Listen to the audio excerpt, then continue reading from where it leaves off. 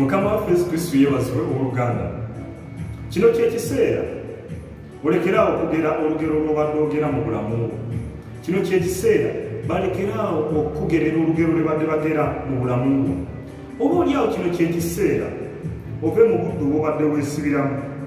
Oba oliawo kino kyekiseera ove mu buddu bw'obadde bakusibiramu.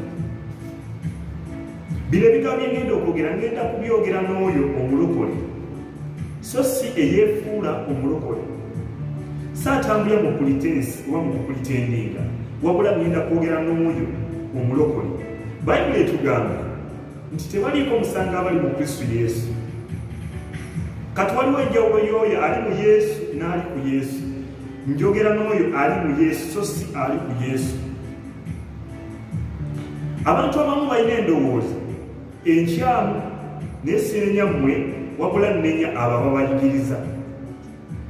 Embeera embi mw'oyita oba obuzibu bw'oyitamu, okulema obufumbo oba bizinesi, bakugamba nti ebyo bibiri bya jjajjaawo bye bikulondoola oba ebya taatawo maamawo oba ssengaawo, bibiri bya jjajjaawo bye bikulondoola. Eyo ndowooza nkyamu era Bayibuli eruyita Lugero.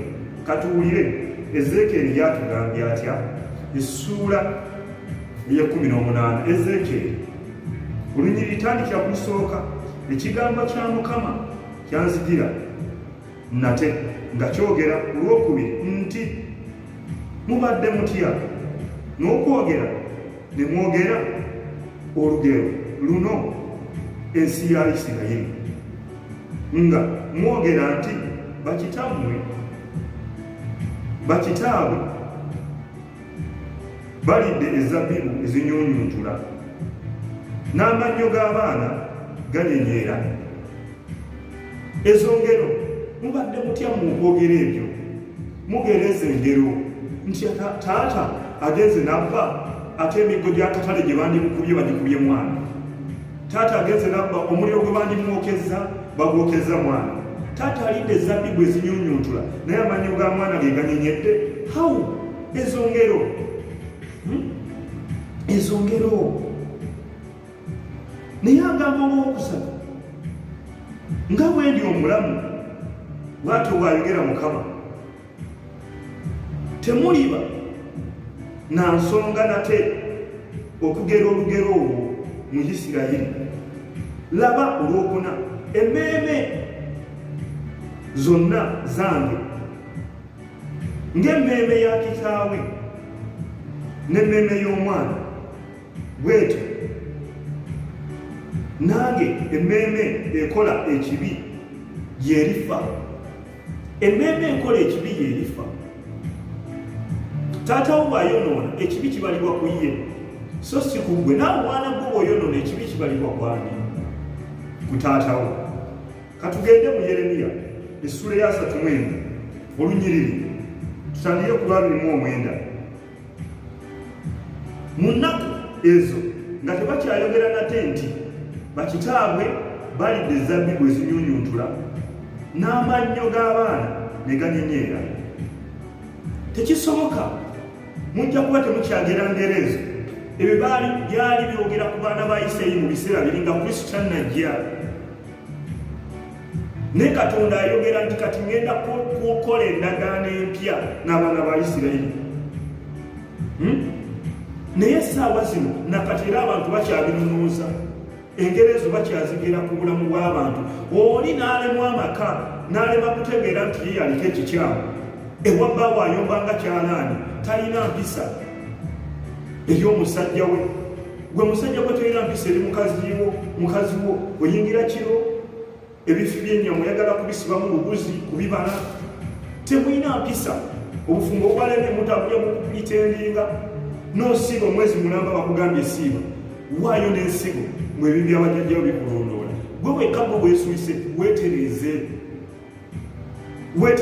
Ogenda tuuka mu maaso ga Katonda, tebagenda kukubuuza bibi byabajjajjawo. Mmeeme eyonoonye y'erifa, gwe mmeeme egyo bagenda okujaagira. Katuwulire olwasatu, naye buli muntu alifa olw'obutali butuukirivu bwe ye. Buli muntu alya ezabbibu ezinyunyuntula amannyo ge galinyenyeera. Okiwulira, buli muntu akola ekibi kiba ku ye so si ku mwana we. Olwasatu mwemu laba ennaku zijja bw'ayogera Mukama lwe ndiragaana endagaano empya n'ennyumba ya Isirayiri n'ennyumba ya Yuda. Olwasatu mu ebbiri singa endagaano we yali gye nalagaana ne bajjajjaabwe ku lunaku lwe nabakwatira ku mukono okubajja mu nsi y'e Misiri, endagaano yange eyo ne bagimenya. Newankubadde nga nali nabawasa, bw'ayogera Mukama, yali yabaagala n'endagaano baagiremwa ne bagimenya. Amateeka gaabalema. Olwasatu mu esatu naye eno y'endagaano gye ndiragaana n'ennyumba ya Isirayiri oluvannyuma lw'ennaku ezo, bw'atyo bw'ayogera Mukama, nditeeka amateeka gange mu bitundu byabwe eby'omunda era mu mitima gyabwe mwe ndigawandiika. Nange n'abanga Katonda waabwe mu mitima gyabwe. Katonda ng'olwo ayogera ku mwana we Yesu Kristo, kubanga eri Yokaana tugamba nti bwe yayagala ensi n'okuwayo n'awali omwana we. Mu Baluumu essuula ey'ekkumi olunyiriro lw'ekkumi atugamba nti omuntu akkiriza n'omutima gwe okuwibwa obutuukirivu n'ayatula n'akamwa nti ndokose. Kristo tumukkiriza mu mitima gyaffe, tumuyingiza mu mitima. Mutima gwo gwokka Kristo gwe yajjirira. Kyokula emmeeme eyonoonye y'erifa. Yokaana 15 n'atugamba Yokaana 14 olunyiriri olw'omukaaga nti nze kuwa amazima n'obulamu, teri ajja eri kitange nga tayise mu nze, teri omu bw'ati, teri ajja. Osooka kukkiriza Kristo n'otambula nga bw'ayagala n'olyoka otuuka eri kitaawe. Kama yeebazibwe. Kale katulabe wano, katuddeyo mu Ezeekeri essuula ey'e18 tugende ku lwabiri. Emmeeme eyonoonye y'erifa, omwana talibaako obutali butuukirivu bwa kitaawe, so ne kitaawe talibaako obutali butuukirivu bwa mwana we. Okiwulidde ekyo? Kati mmwe yasi kwesibira mu busibe, kwebuzaabuza, mwetereze. Wulira? Obutuukirivu bw'omutuukirivu buliba ku ye, n'obubi bw'omubi buliba ku ye. Kati abantu abamu mwe kennyini mwe kizibu kyabulamu bwammwe.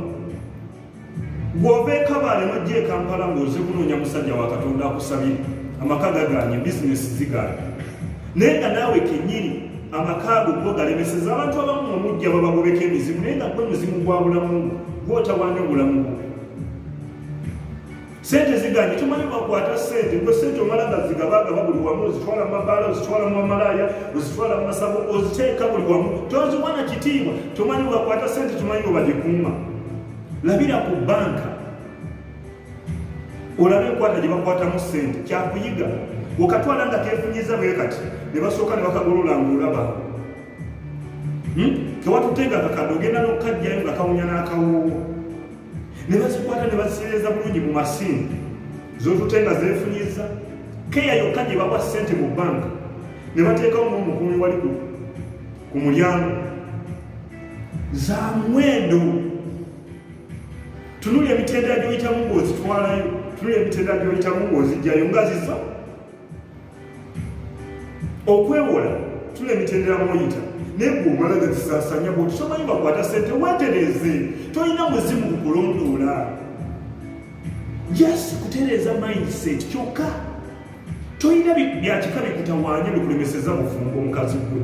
Gwe wekka gw'asaanye okwetereza, oli mujama. Tosobola kukakkana musajja yawasa alinga yawasa musajja munne. Musajja gw'omukazi olinga oba ayawasa akutuniraga nti ono omukazi munnange. Tolina buvunanyizibwa, tolina ky'oli awo. Mutawanya abantu n'ova waalira ng'oze kunoonya musajja wa Katonda kusabira. Katonda w'omuyina naye tolina mindset nfu.